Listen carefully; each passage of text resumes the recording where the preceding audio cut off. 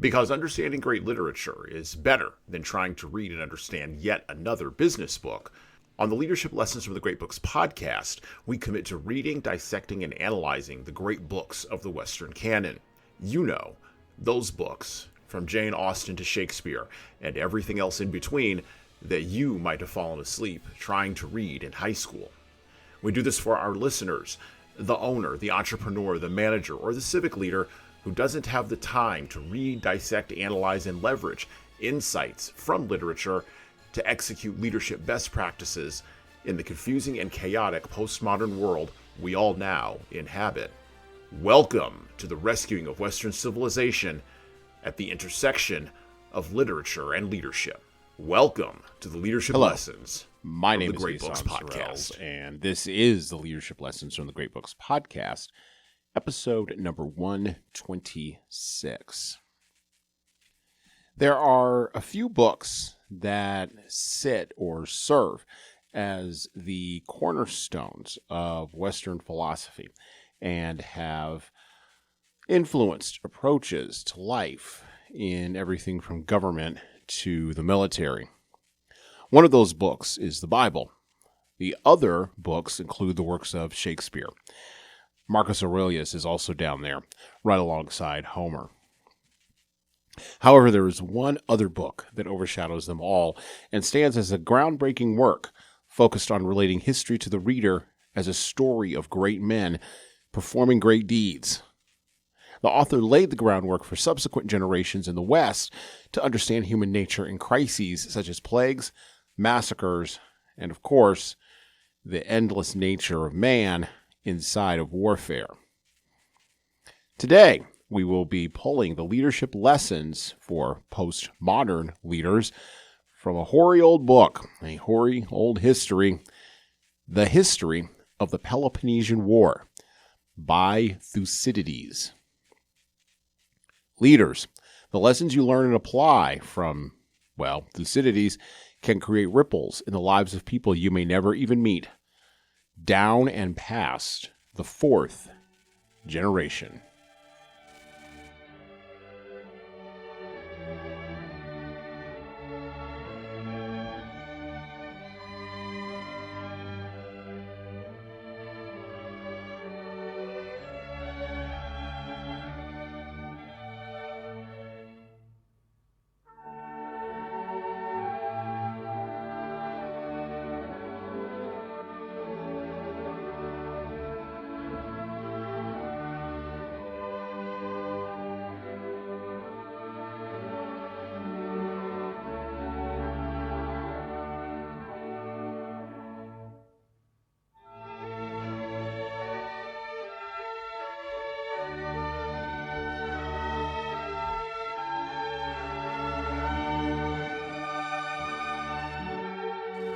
And we pick up with the history of the Peloponnesian War. We open with the Penguin Books translation by Rex Warner with introduction and notes by M.I. Finley. We're not going to be reading from the introduction or the notes today. Instead, we're going to jump right in to the book, and we're going to pick up with, Thucydides' introduction. And I quote, Thucydides the Athenian wrote the history of the war fought between Athens and Sparta, beginning the account at the very outbreak of the war, in the belief that it was going to be a great war, and more worth writing about than any of those which had taken place in the past. My belief was based on the fact that the two sides were at the very height of their power and preparedness, and I saw too that the rest of the Hellenic world was committed to one side or the other, even those who were not immediately engaged or deliberating on the courses which they were to take later. This was the great disturbance in the history of the Hellenes, affecting also a large part of the non-Hellenic world, and indeed, I might almost say the whole of mankind.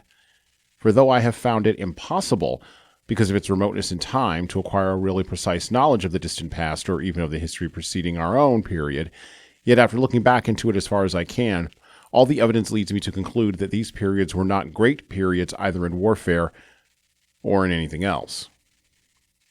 It appears, for example, that the country now called Hellas had no settled population in ancient times.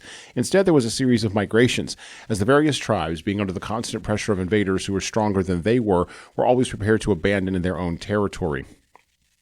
There was no commerce and no safe communication, either by land or sea. The use they made of their land was limited to the production of necessities.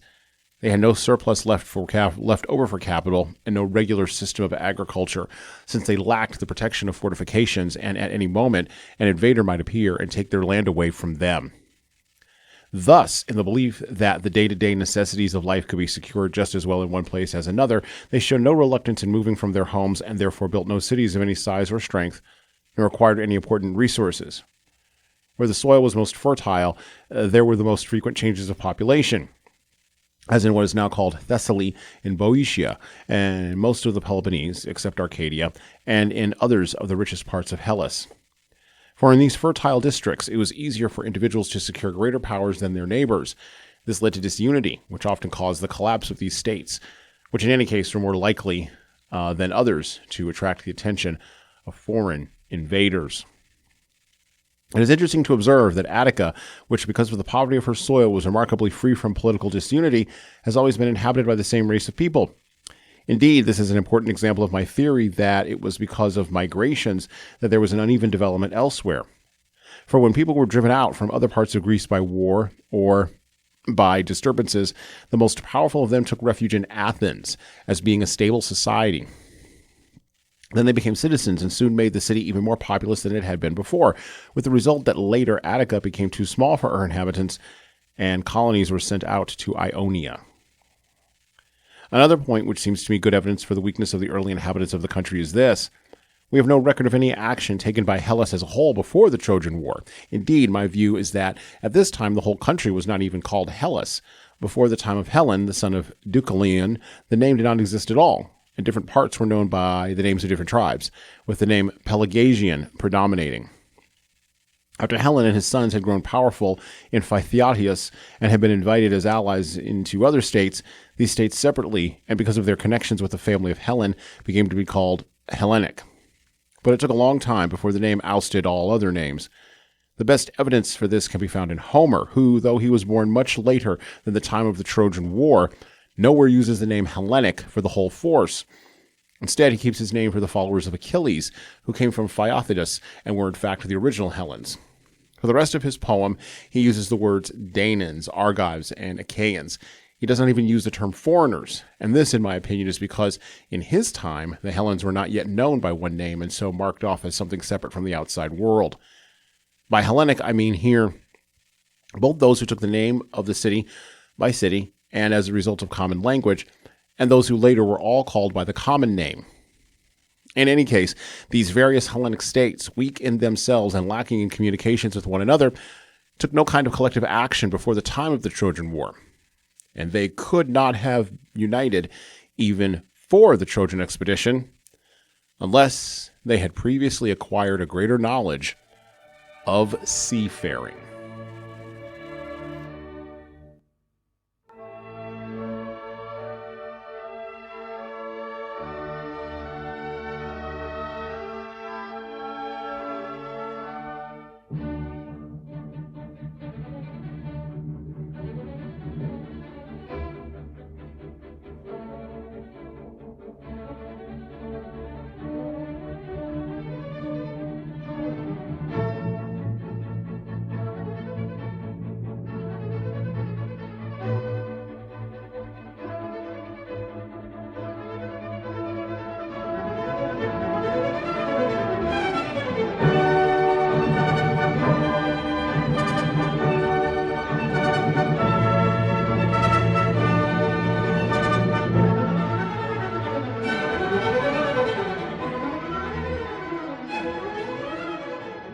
So let's take a look at the life of our author, Thucydides. Born 460 and died around 400 BC, Thucydides was an Athenian historian and gentleman, and general as well, not just a gentleman. His history of the Peloponnesian War recounts the 5th century BC war between Sparta and Athens that lasted until the year 411 BC. Thucydides has been dubbed the father of quote-unquote scientific history by those who accept his claims, and his claims include having applied strict standards of impartiality in evidence gathering and analysis of cause and effect without reference to intervention by the gods. He did mention Homer in that piece that I just read, as outlined in the introduction to his work. Thucydides says, when he talks about himself on the rare occasions that he does in the history of the Peloponnesian War, that he fought in the Peloponnesian War itself. He contracted the plague and was exiled by the subsequent democracy. He may also have been involved, we're not quite sure, in quelling the Samian revolt. A disputed anecdote from Thucydides' early days says that when he was around 10 to 12 years old, he and his father were supposed to have gone to the Agora of Athens, where the young Thucydides heard a lecture by the historian Herodotus. According to some accounts, the young Thucydides wept with joy after hearing the lecture, deciding that writing history would be his life's calling. The same account also claims that after the lecture, Herodotus spoke with the youth and his father, stating, "Oloros, your son, yearns for knowledge."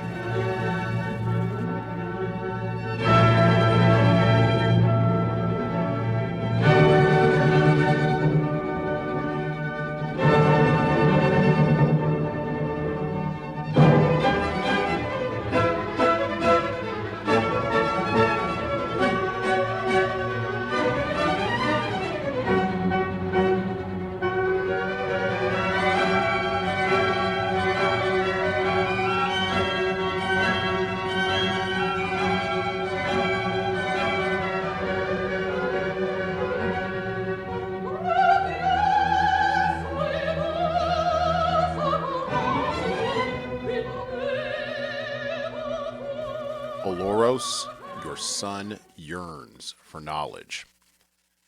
We know very little about the life of Thucydides, but we know quite a bit about his pursuit of knowledge through, of course, the history of the Peloponnesian War. It has been studied in military schools, it's been studied in the Pentagon, and it's been read as a classical piece of literature for thousands of years. And so now we're going to go back to the book, back to the Peloponnesian War, the debate at Sparta, and the declaration of war in 432. We're going to pick up right there with the Corinthian speech at Athens. Spartans, what makes you somewhat reluctant to listen to us others if we have ideas to put forward? Is the great trust and confidence which you have in your own constitution and your own way of life? This is a quality which certainly makes you moderate in your judgments. It is also perhaps responsible for a kind of ignorance which you show when you are dealing with foreign affairs. Many times before now, we have told you what we were likely to suffer from Athens, and on each occasion, instead of taking to heart what we were telling you, you chose instead to suspect our motives and to consider that we were speaking only about our own grievances. The result has been that you did not call together this meeting of our allies before the damage was done. You waited until now when we were actually suffering from it. And of all these allies, we have perhaps the best right to speak now, since we have no serious complaints to make. We have to complain of Athens for her insolent aggression and of Sparta for her neglect of our advice. If there were anything doubtful or obscure about this aggression on the whole of Hellas, our task would have been to try to put the facts before you and show you something you did not know. As it is, long speeches are unnecessary. You can see for yourselves how Athens has deprived some states of their freedom and is scheming to do the same thing for others, especially among our own allies, and that she herself has for a long time been preparing for the eventuality of war. Why otherwise would she have forcibly taken over from us the control of Corcyra? Why is she besieging Potidaea? Potidaea is the best possible base for any campaign in Thrace, and Corcyra might have contributed a very large fleet to the Peloponnesian League. And it is you who are responsible for all this. It was you who in the first place allowed the Athenians to fortify their city and build the long walls after the Persian War. Since then and up to the present day, you have withheld freedom not only from those who have been enslaved by Athens, but even from your own allies. When one is deprived of one's liberty, one is right in blaming not so much the man who puts the fetters on as the one who had the power to prevent him but did not use it. especially when such one rejoices in the glorious reputation of having been the liberator of Hellas. Even at this stage, it has not been easy to arrange this meeting, and even at this meeting, there are no definite proposals. Why are we still considering whether aggression has taken place, instead of how we can resist it? Men who are capable of real action first make their plans and then go forward without hesitation, while their enemies still have not made up their minds. As for the Athenians, we know their methods and how they gradually encroach upon their neighbors. Now they are proceeding slowly because they think that your insensitiveness to the situation enables them to go on their way unnoticed. You will find that they will develop their full strength once they realize that you do see what is happening and still are doing nothing to prevent it. You Spartans are the only people in Hellas who wait calmly on events, relying for your defense not on action but on making people think you will act. You alone do nothing in the early stages to prevent an enemy's expansion. You wait until your enemy has doubled his strength. Certainly, you used to have the reputation of being safe and sure enough. Now one wonders whether this reputation was deserved. The Persians, as we know ourselves, came from the ends of the earth and got as far as the Peloponnese before you were able to put a proper force into the field to meet them. The Athenians, unlike the Persians, live close to you, yet you still do not appear to notice them. Instead of going out to meet them, you prefer to stand still and wait till you are attacked, thus hazarding everything by fighting with opponents who have grown far stronger than they were originally. In fact, you know that the chief reason for the failure of the Persian invasion was the mistaken policy of the Persians themselves. And you know, too, that there have been many occasions when, if we managed to stand up to Athenian aggression, it was more because of the Athenians' mistakes than because of any help we got from you. Indeed, we can think of instances already where those who have relied on you and remained unprepared have been ruined by the confidence they placed in you. We should not like any of you to think we are speaking in an unfriendly spirit. We are only remonstrating with you, as is natural when one's friends are making mistakes. Real accusations must be kept for one's enemies, who have actually done one harm. Then also we think we have as much right as anyone else to point out faults in our neighbors, especially when we consider the enormous difference between you and the Athenians. To our minds, you are quite unaware of this difference. You have never yet tried to imagine what sort of people these Athenians are against whom you will have to fight. How much, indeed, how completely different from you. An Athenian is always an innovator, quick to form a resolution and quick at carrying it out. You, on the other hand, are good at keeping things as they are. You never originate an idea, and your action tends to stop short of its aim. Then again, Athenian daring will outrun its own resources. They will take risks against their better judgment, and still, in the midst of danger, remain confident. But your nature is always to do less than you could have done, to mistrust your own judgment, however sound it may be, and to assume that dangers will last forever. Think of this too. While you are hanging back, they never hesitate. While you stay at home, they are always abroad, for they think that the farther they go, the more they will get, while you think that any movement may endanger what you have already. If they win a victory, they follow it up at once, and if they suffer a defeat, they scarcely fall back at all. As for their bodies, they regard them as expendable for their city's sake, as though they were not their own. But each man cultivates his own intelligence, again with a view to doing something notable for his city. If they aim at something and do not get it, they think they have been deprived of what belonged to them already. Whereas if their enterprise is successful, they regard that success as nothing compared to what they will do next. Suppose they fail in some undertaking.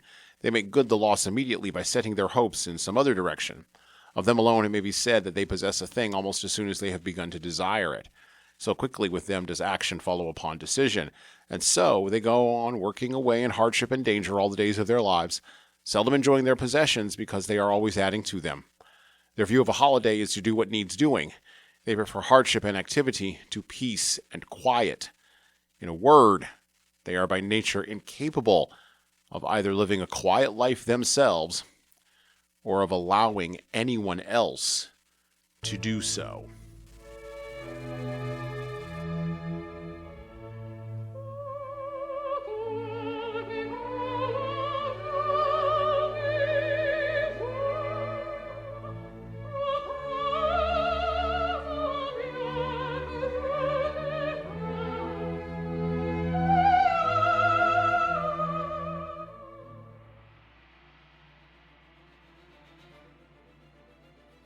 Hello.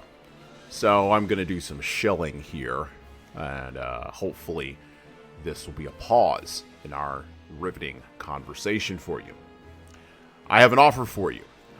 My most recent book is 12 Rules for Leaders, The Foundation of Intentional Leadership. It's available in paperback, hardcover, or as an ebook on Amazon, Barnes & Noble, Kobo, and any other place you order books. Now, in this book, I address the 12 leadership areas that I have found leaders need to be the most intentional in to be the type of leader followers actually want to follow. From establishing a foundation of leading teams through managing conflict effectively, all the way through leading teams through change, knowing what to do and why to do it can help readers, like the ones listening to this show, become better leaders. Look, reading this book and living it is like getting coaching from me directly without having to pay my full coaching rate. Head on over to leadershiptoolbox.us, that's leadershiptoolbox.us, and scroll down the homepage and click on the Buy Now button to purchase in hardcover, paperback, and Kindle format on Amazon 12 Rules for Leaders, the foundation for intentional leadership. And that's it for me. Now back to the show.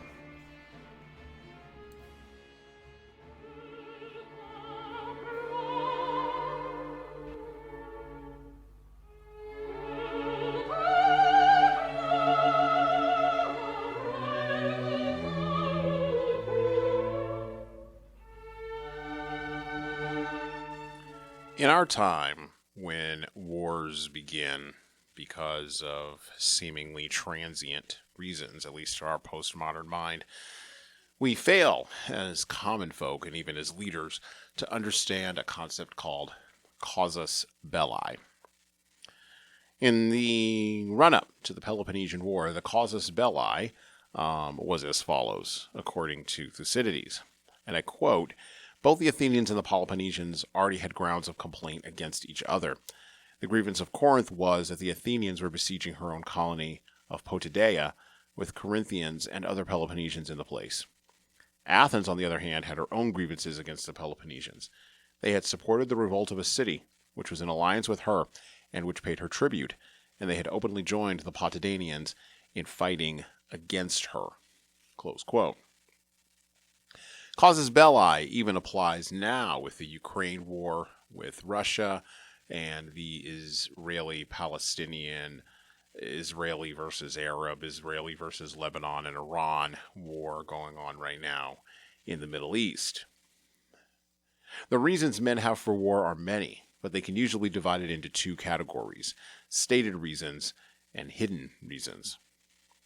Stated reasons are laid out in public speeches, proclamations, and even Thucydidean history, and they are usually later on, or even before the war, codified into the laws of a country. Stated reasons give generals cover for sending folks out to the front rank. Unstated reasons are usually buried in memos. They are privately stated in small speeches in drawing rooms or in chambers or in quiet hallways inside of august buildings, and they are later written about, later reported on, particularly in our era where everyone must know everything about everyone, in unauthorized memoirs published long after the dead are buried and rotting in their graves. Human nature motivates the start of many interpersonal conflicts. And of course, because war is just interpersonal conflict at scale, human nature motivates the starts of wars between nations. And the things that operate in individuals' hearts and lives also operate in nation-states' behaviors as casus belli for war: greed, envy, jealousy, and vanity. These are still the fuel in the engine of human nature. And reading the history of the Peloponnesian War from Thucydides, you get all of that. Now, written 400 years before the birth of Christ, there is no Christian overtone to the history of the Peloponnesian War. There's no Christian overtone to Thucydides' description of the passions of men. We get that later from Paul and James and Hebrews. But it still applies. Why do you have wars and fightings among you? Well, the answer lies deep in the heart of human nature.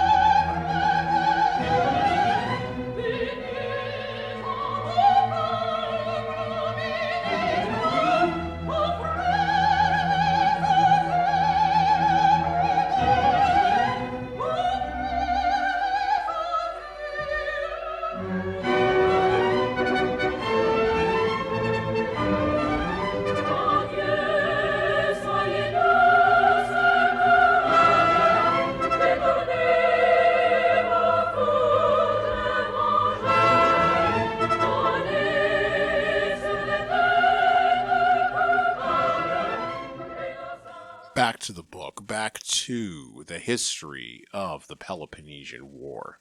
We're going to pick up with probably the most famous funeral oration in the history of the Western world, and we're going to read probably, if not all of it, at least most of it. Pericles was the commander of the forces of the city of Athens, and he was required to deliver a funeral oration. This is something that happened in the classical Greek world and in the classical world period in the West. And it is the most famous funeral oration probably in Western history. And we'll talk a little bit more about it after we read it. So you're going to want to settle in for this. Pericles' funeral oration. In the same winter, the Athenians, following their annual custom, gave a public funeral for those who had been the first to die in the war. These funerals are held in the following way. 2 days before the ceremony, the bones of the fallen are brought and put in a tent which has been erected, and people make whatever offerings they wish to their own dead. Then there is a funeral procession in which coffins of cypress wood are carried on wagons. There is one coffin for each tribe, which contains the bones of the members of that tribe. One empty bier is decorated and carried in the procession. This is for the missing, whose bodies could not be recovered. Everyone who wishes to, both citizens and foreigners, can join the procession, and the women who are related to the dead are there to make their laments at the tomb. The bones are laid at the public burial place, which is the most beautiful quarter outside the city walls. Here the Athenians always bury those who have fallen in war. The only exceptions is those who died at Marathon, who, because their achievement was considered absolutely outstanding, were buried on the battlefield itself. When the bones have been laid in the earth, a man chosen by the city for his intellectual gifts and for his general reputation makes an appropriate speech in praise of the dead, and after the speech all depart. This is the procedure at these burials and all through the war. When the time came to do so, the Athenians followed this ancient custom. Now, at the burial of those who were the first to fall in the war, Pericles, the son of Xanthopus, was chosen to make the speech. When the moment arrived, he came forward from the tomb, and standing on a high platform, so that he might be heard by as many people as possible in the crowd, he spoke as follows. Quote, Many of those who have spoken here in the past have praised the institution of this speech at the close of our ceremony. It seemed to them a mark of honor to our soldiers who have fallen in war that a speech should be made over them. I do not agree. These men have shown themselves valiant in action, and it would be enough, I think, for their glories to be proclaimed in action, as you have just seen it done at this funeral organized by the state. Our belief in the courage and manliness of so many should not be hazarded on the goodness or badness of one man's speech. Then it is not easy to speak with a proper sense of balance when a man's listeners find it difficult to believe in the truth of what one is saying. The man who knows the facts and loves the dead may well think that an oration tells less than what he knows and what he would like to hear. Others who do not know so much may feel envy for the dead and think the orator overpraises them when he speaks of exploits that are beyond their own capacities. Praise of other people is tolerable only up to a certain point, the point where one still believes that one could do oneself some of the things one is hearing about. Once you get beyond this point, you will find people becoming jealous and incredulous. However, the fact is that this institution was set up and approved by our forefathers, and it is my duty to follow the tradition and do my best to meet the wishes and the expectations of every one of you. I shall begin by speaking about ancestors, since it is only right and proper on such an occasion to pay them the honor of recalling what they did. In this land of ours, there have always been the same people living from generation to generation up till now, and they, by their courage and their virtues, have handed it on to us a free country. They certainly deserve our praise. Even more so do our fathers deserve it, for to the inheritance they have received they added all the empire we have now, and it was not without blood and toil that they handed it down to us of the present generation. And we ourselves, assembled here today, who are mostly in the prime of life, have, in most directions, added to the power of our empire and have organized our state in such a way that it is perfectly well able to look after itself both in peace and in war. I have no wish to make a long speech on subjects familiar to you all, so I shall say nothing about the warlike deeds by which we acquired our power, or the battles in which we or our fathers gallantly resisted our enemies, Greek or foreign. What I want to do in the first place, to discuss the spirit in which we faced our trials and also our constitution and the way of life which has made us great. After that, I shall speak in praise of the dead, believing that this kind of speech is not inappropriate to the present occasion, and that this whole assembly of citizens and foreigners may listen to it with advantage.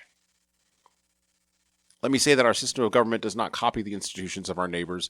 It is more the case of our being a model to others than of our imitating anyone else. Our constitution is called a democracy because power is in the hands not of a minority, but of the whole people. When it is a question of settling private disputes, everyone is equal before the law. When it is a question of putting one person before another in positions of public responsibility, what counts is not membership of a particular class, but the actual ability which the man possesses. No one, so long as he has it in him to be of service to the state, is kept in political obscurity because of poverty. And just as our political life is free and open, so is our day-to-day life and our relations with each other.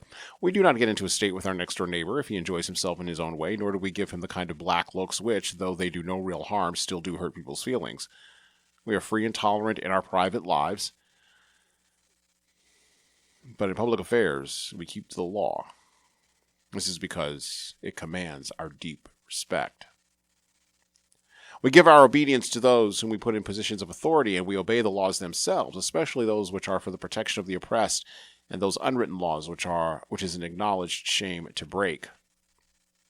And here is another point. When our work is over, we are in position to enjoy all kinds of recreation for our spirits. There are various kinds of contests and sacrifices regularly throughout the year. In our own homes, we find beauty and good taste, which delight us every day, which drive away our cares. Then the greatness of our city brings in it about all the good things from all over the world that flow into us, so that to us it seems just as natural to enjoy foreign goods as our own local products. Then there is a great difference between us and our opponents in our attitude towards military security. Here are some examples. Our city is open to the world, and we have no periodical deportations in order to prevent people observing or finding out secrets which might be of military advantage to the enemy. This is because we rely not on secret weapons, but on our own real courage and loyalty. There is a difference, too, in our educational systems. The Spartans, from their earliest boyhood, are submitted to the most laborious training and courage. We pass our lives without all these restrictions, and yet are just as ready to face the same dangers as they are. Here is a proof of this. When the Spartans invade our land, they do not come by themselves, but bring their allies with them, whereas we, when we launch an attack abroad, do the job by ourselves, and though fighting on foreign soil, do not often fail to defeat opponents who are fighting for their own hearths and homes. As a matter of fact, none of our enemies has ever yet been confronted with our total strength because we have to divide our attention between our navy and the many missions on which our troops are sent on land. Yet if our enemies engage a detachment of our forces and defeat it, they give themselves credit for having thrown back our entire army. Or if they lose, they claim that they were beaten by us in full strength. There are certain advantages, I think, to our way of meeting danger voluntarily, with an easy mind instead of with laborious training, with natural rather than with state-induced courage. We do not have to spend our time practicing to meet sufferings which are still in the future, and when they are actually upon us, we show ourselves just as brave as those who are always in strict training. This is one point which, I think, our city deserves to be admired. There are also others. Our love of what is beautiful does not lead to extravagance. Our love of things of the mind does not make us soft. We regard wealth as something to be properly used rather than as something to boast about. As for poverty, no one need be ashamed to admit it. The real shame is in not taking any practical measures to escape from it. Here, each individual is interested not only in his own affairs, but in the affairs of the state as well. Even those who are mostly occupied with their own business are extremely well informed on general politics. This is a peculiarity of ours. We do not say that a man who takes no interest in politics is a man who minds his own business. We say that he has no business here at all. We Athenians in our own persons take our decisions on policy or submit them to proper discussions, for we do not think that there is an incompatibility between words and deeds. The worst thing is to rush into action before the consequences have been properly debated, and this is another point where we differ from other people. We are capable at the same time of taking risks and estimating them beforehand. Others are brave out of ignorance, and when they stop to think, they begin to fear. But the man who can most truly be accounted brave is he who best knows the meaning of what is sweet in life and of what is terrible, and then goes out undeterred to meet what is to come.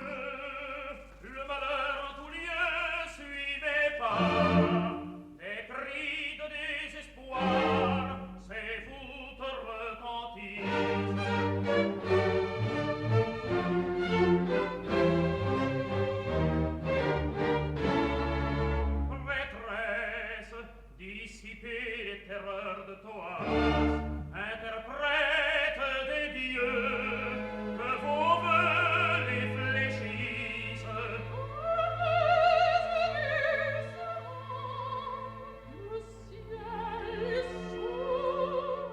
Before we begin our analysis of Pericles' funeral oration, which is the classic example of political oratory, ranking highly alongside other political oratory in the long and sordid history of the West, we need to deliver another oration.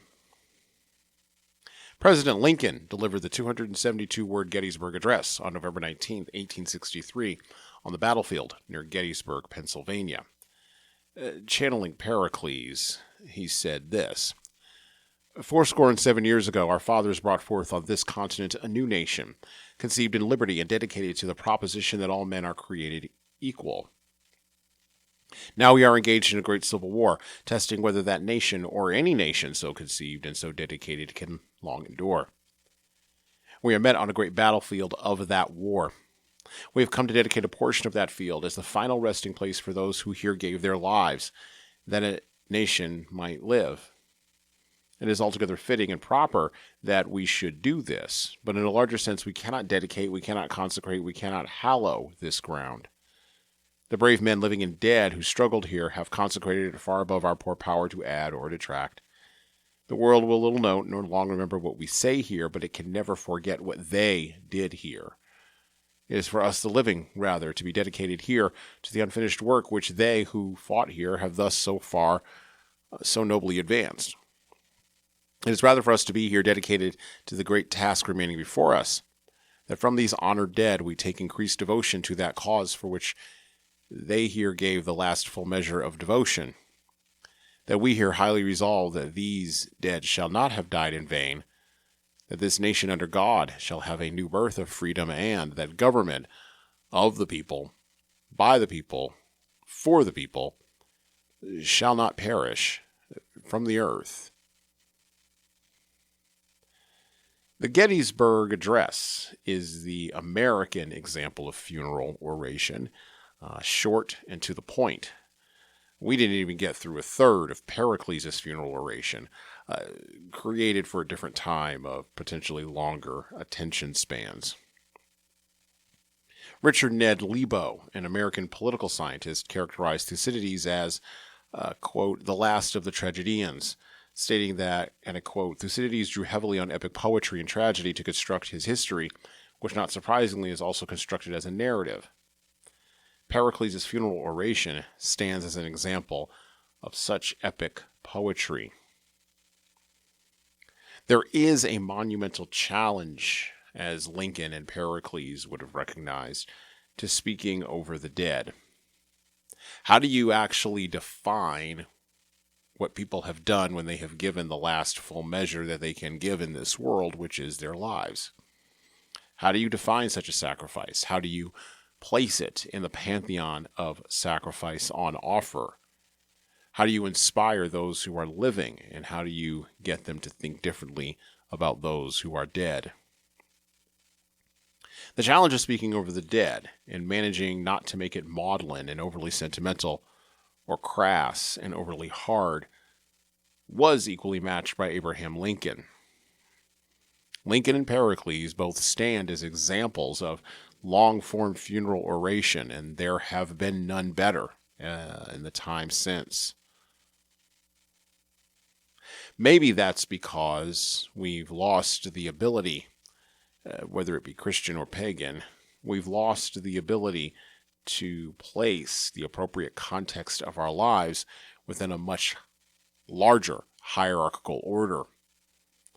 And as leaders, we have a responsibility to realize not that our egos are fragile, Pericles would have acknowledged that, but we have the responsibility to acknowledge that our lives, while seemingly precious and overall meaningful to us, in the long pantheon in history, might indeed be meaningless unless we can serve to give them meaning by actually sacrificing for the things that matter. This is our current struggle with meaning in the West, and we've covered that on this podcast before. We are currently in a meaning crisis. I think we're about to turn the corner of it. I hope we're about to turn the corner of it. And Pericles' funeral oration and Abraham Lincoln's oration at Gettysburg give us examples of what others may say about us, or examples of what others may not say about us, if we don't get our act together before there's no more time left to even remotely think about getting it together.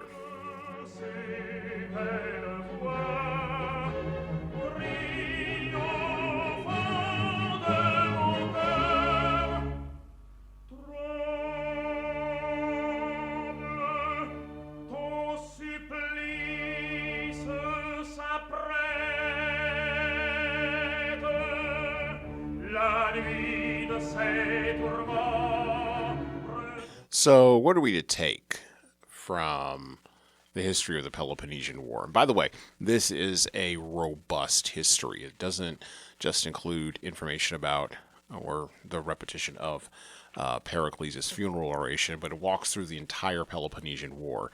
The operations in Sicily and Greece, the end of Plataea, the Brasidius in Thrace. Brasidius captures Amphipolis. What else? Let's see. Negotiations between Athens and Argos. The debate at Syracuse. What happened when the Athenians arrived in Sicily. The debate at Camarina. I mean, this is a comprehensive history, and I would encourage you to go out and pick it up if you are a person who wants to understand how warfare in the West works. By the way, you will see a lot of parallels to World War II, World War I, the Vietnam War, the Gulf War, the Iraq War, the Second Gulf War, and the current wars that are going on, as I mentioned before, in the Ukraine, in the Donbass, and Israel. You will see parallels because war is the father of us all. On this podcast, we try to get to solutions to problems this year, and the problem that we're trying to solve for by reading the history of the Peloponnesian War is not one of war. We can't actually solve that problem. Wars will outlive leadership as long as human nature is such as it is. The problem we're looking to solve by reading the history of the Peloponnesian War, at least the problem that leaders should be seeking to solve by reading the history of the Peloponnesian War, by trudging through Pericles' funeral oration, such as it were, the lesson that they are trying to pull from the text is this.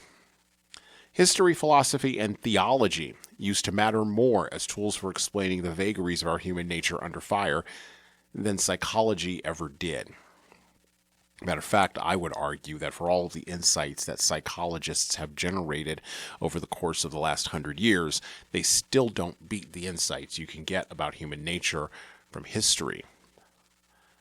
We like to say that we're smarter because we can actually go inside of people's motivations, but I'm not quite sure that's true.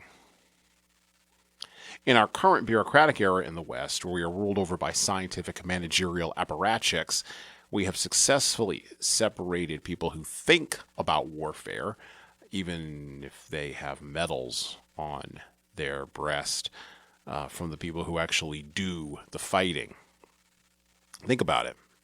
How many philosophers do you know who go to war, or who are even in blue-collar roles, such as carpentry or plumbing or electricity? And how many carpenters or electricians or plumbers do you know who read deep philosophy? I would be willing to bet that it goes more one way than the other. And this is a real problem because the managerial class who leads the action-oriented doers, or at least gives them orders, becomes puffed up by its own ego and its hubris and arrogance, which can allow it to leave its ivory tower of scientific managerialism, descend deep into the trenches, and get its hands dirty. This is why we like leaders who come from the dirt, which is something that the ivory tower managerial class cannot wrap their own hubris around. So how do we heal these challenges? How do we heal these rifts between people, or should we even bother? Or will there always be rifts between the elites and the people who do the work? Folks wiser than me would, of course, say, yes, there will always be these rifts, and you can't get rid of them, Hassan, but I live in vainglorious hope. I believe that the way to heal this divide, at least the way for leaders to think about and maybe act on healing this divide, is not by leveraging mass communication or mass media. The way to heal this divide is not through the dissension or the dissemination, that's the word I'm looking for, of mass academic training or even mass conscription into a military that is as bureaucratically bad as the nation states it seeks to protect. I believe that the way to heal the divide between the ego-driven, scientific, managerial apparatchik and the doer on the ground with their hands, the way to heal this divide is for families to abandon cities, move back to the land, and for fathers and mothers alike, alongside their children, or their children alongside them, to start learning how to work with their hands again, start getting back into the dirt. Teach the children this. Teach them well. Teach them how to raise the chickens and the ducks and the horses. Teach them how to hammer the nails and saw the wood.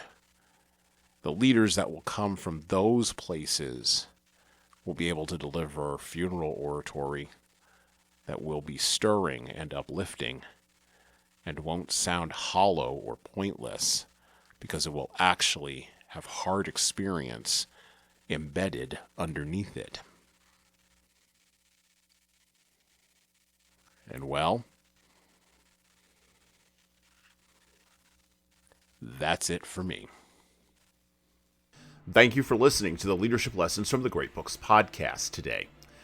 And now that you've made it this far, you should subscribe to the audio version of this show on all the major podcast players, including Apple iTunes, Spotify, YouTube Music, and everywhere else where podcasts are available. There's also a video version of our podcast on our YouTube channel. Like and subscribe to the video version of this podcast on the Leadership Toolbox channel on YouTube. Just search for Leadership Toolbox and hit the subscribe button there on YouTube. And while you're doing that, leave a 5-star review if you like what we're doing here on Apple, Spotify, and YouTube. Just go below the player and hit 5 stars. We need those reviews to grow, and it's the easiest way to help grow this show. And tell all your friends, of course, in leadership. By the way, if you don't like what we're doing here, well, you can always listen to another leadership show. There are several other good ones out there. At least that's what I've heard. All right. Well, that's it for me.